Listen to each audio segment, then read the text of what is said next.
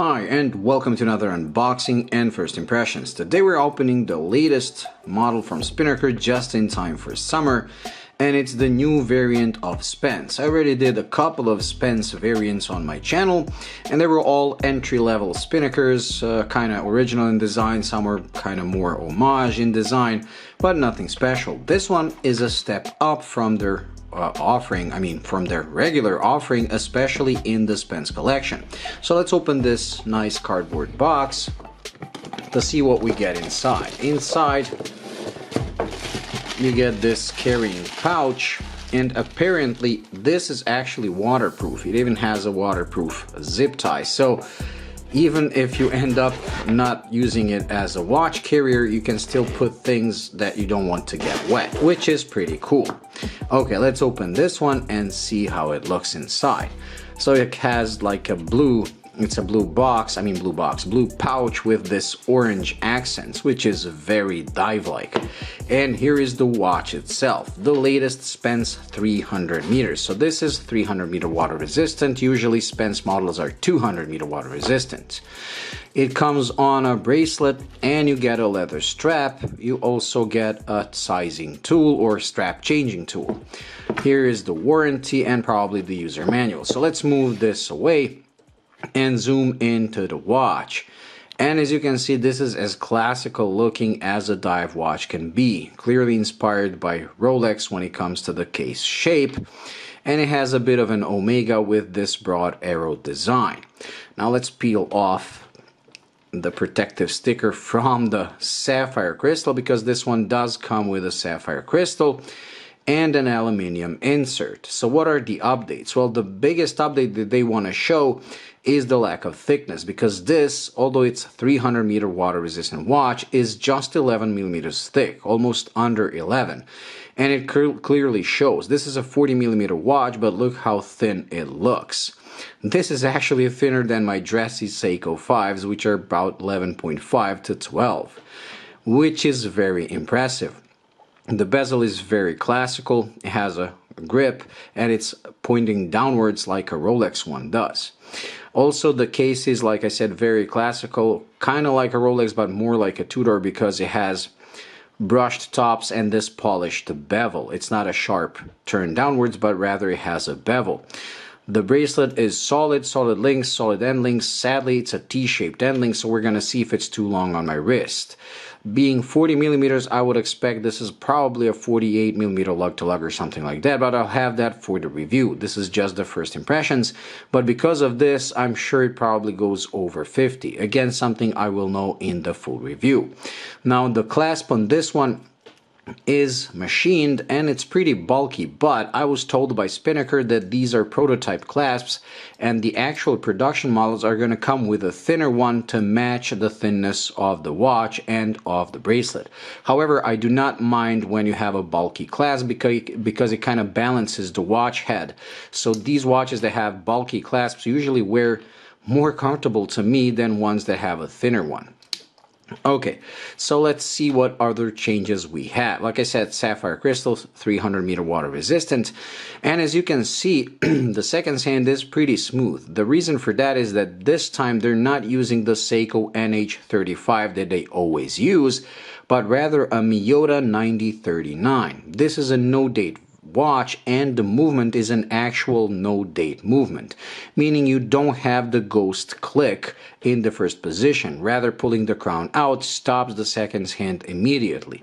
Usually brands, when they want to save money, they're going to go for a date movement and just cover the date function with a dial that doesn't have a cutout.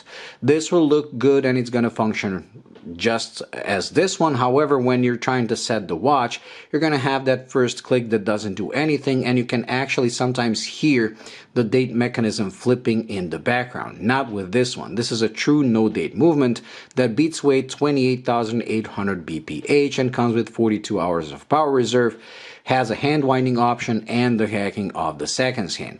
So pretty much equivalent to any other Swiss modern automatic movement, although this one is Japanese made. I personally do like this watch. It's kind of classical, it's not very original, but then again, it has elements that don't make it a blatant copy of a certain model. This one is kind of a brown or green version. I don't know how to call it.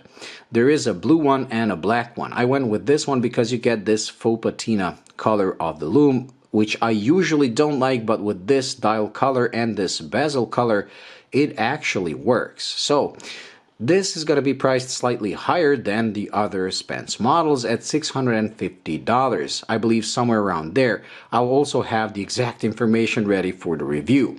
Now usually Spinnaker always has some coupon codes to bring the price down. If you don't have any other, you can always use mine, WatchGeek20, which gives you 20% discount, and they actually pay a little commission to me, so you help the channel and you lower down the price, which is then more than acceptable for what you get. Now I wish they updated with a ceramic bezel, but even this aluminium one is okay. Now I'm saying aluminium because I don't have the exact information, but again, something I will have ready for the review. But to me it looks like an aluminium one, and I'm sure if it was a ceramic one they would probably advertise it on all bells and with all bells and whistles. Let's try the bezel. It's pretty tight and the grip area is pretty thin, so you don't have a lot to grip, but it does work problem free. With gloves you would probably have more trouble turning it, because as you can see the grip is pretty thin. The alignment seems okay, pretty good. Now let's put the crown back into its position. I'll try it on my 6.7 inch wrist. We'll then do a loom shot and we'll call it a day. So let's try to slide it on my wrist. And the bracelet hasn't been sized, so I'll just be holding it like faking it that it fits my wrist. So here it is on my 6.7 inch wrist, 40 millimeters in diameter, which is, like I said many times, a perfect size for a dive watch for my taste. And look how thin that is. It really does remind me of the Submariner from Rolex because of the proportions of the case.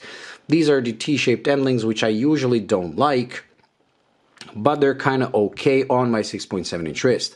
If you have a smaller wrist like 6.5 or 6 1/4, you're probably gonna have it looking pretty weird because of this part here, so you're better off wearing it on the strap. But I wouldn't wear it on a leather one. I would switch to a NATO or a 2-piece nylon strap.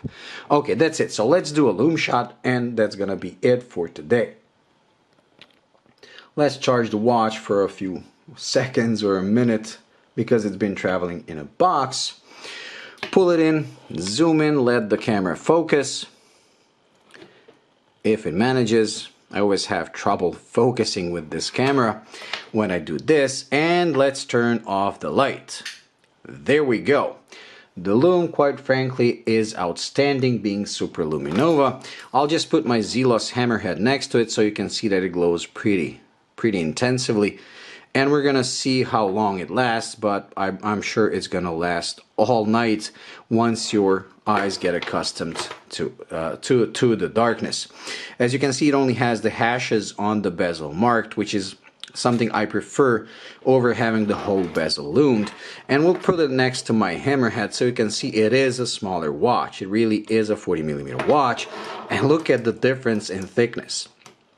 It's almost half as thin as my hammerhead. Look how bulky the hammerhead is, and look at this. This pretty much makes it a perfect dressy diver. I cannot believe the difference. Wow, they're both 300 meter water resistant, but this one is half the thickness of the hammerhead, although they both have an automatic movement, with this one coming with a date. Very nice, and I have to admit this is my favorite Spence so far. I really do like the design, and I especially like the proportions. Anyways, that's it when it comes to this unboxing and first impressions. As usual, stay tuned for the full review when I'm gonna have the macro shots ready and everything, so we'll see how well it's made. But I'm already liking this more than other Spinnaker watches just because of the dial, because I don't know, I'm not looking at up close, but to me it seems they finally dropped that grainy dial finish for something smooth and pretty even, which is something I always like. Anyways, that's it. So thank you for watching. I hope you enjoyed. If you did, please like and subscribe, and I'll see you in the next one. Bye.